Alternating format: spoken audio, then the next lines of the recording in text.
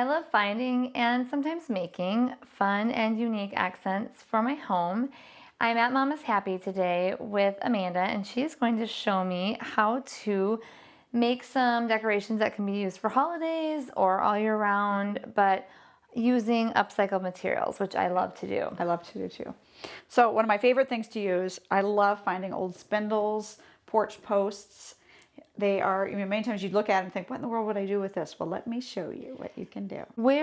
Before I'm even thinking, what can I do with this? I'm thinking, where do I find this, Amanda? Okay. Right. That's true. Not everybody is out scavenging through dumpsters and that kind of thing. But yeah. Do you have special boots you wear when you do that? I do actually. Okay. My dumpster diving boots. Okay. Yeah. All right. So we've got this spindle, and I already love the look of it, but it's not something I just want like sitting in my house. Right. So what do I do with it? Okay. So first of all, let me go back to where you would find them. Okay. Okay. So architectural salvage places will have them, and generally you should plan to spend between $1 and $5 per spindle.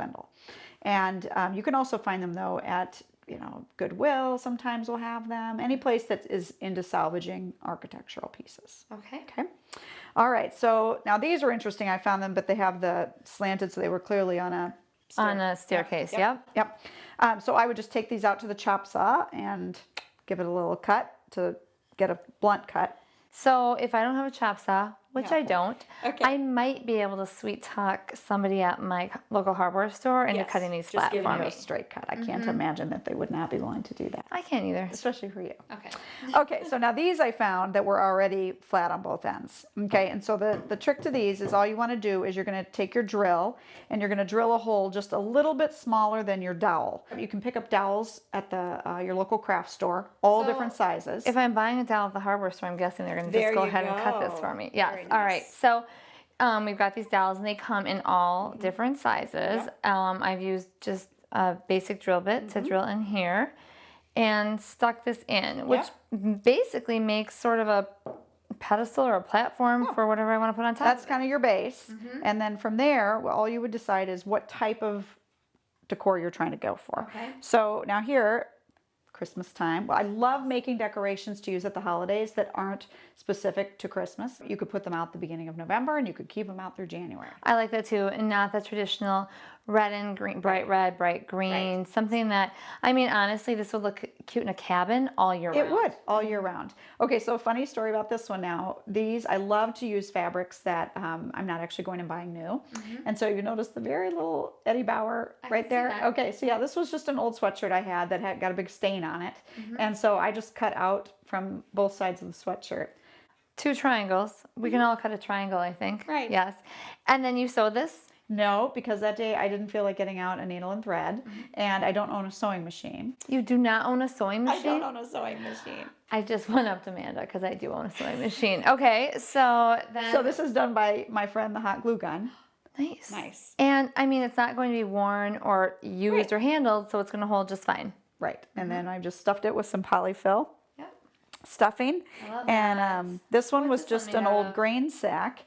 And I had covered some chairs, the seats in the grain sack, and I had just some small scraps, but I always keep that stuff around because you never know what you might need it for.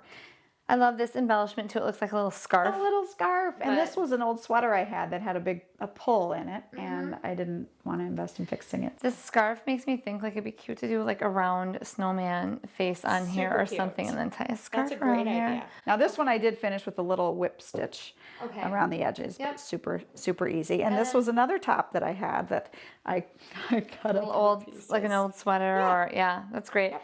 And a lot of people think this will unravel. It won't as long as you don't wash it. That's right. So, That's exactly right. I'm noticing this, which I love the shape of this, but what are you doing with this? Because these are all sort of wider and have broader bases to them. So something like this. Now these are easier to find because these are the old crib spindles, right? And when the crib, when it went through the whole change about how far apart the spindles had to be, you could find old crib parts now. So this is one where I would just, again, take it out to my chop saw or to your local hardware store and cut it to the length that I wanted to have it. And then I would cut the end to the widest point. Got it. Right? So you can see, yes, there's it's going to be wider, so you have more room Exactly. to drill. the Drill hole down, in put the your top. dowel in, and then same thing on the bottom, and then you'd have a dowel going into your base. And then maybe, yeah, so the widest part there, put it on the base. So you could make several out of this one. And different heights. Like I like this here where we've got different height Yes. candle holders. It's nice to group them that way. And some of them depend on, if the smaller the base, then you're going to need to build a base. These were just scrap pieces of wood that I had. Yep. And just giving them a little wash of paint or stain so that the whole thing matches, then you don't really notice that was added on there. And But this just screwed in the bottom. Perfect. This seems easy enough. this is another fun one we did was for fall, Halloween time. It's so cute. And again, built a layered base and a few embellishments around it. Is this an old, like, from an arrow? It is.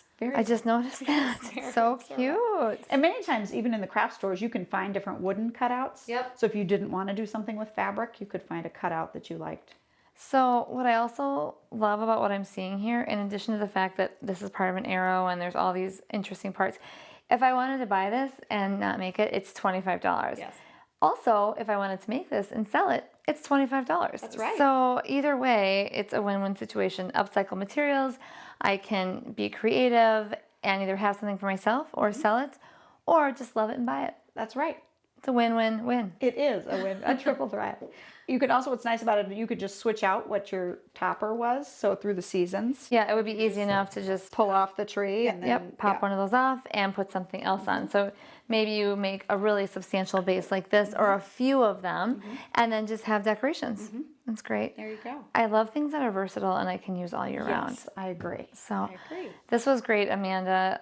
Fun, unique, beautiful. Thanks for coming out. Thanks.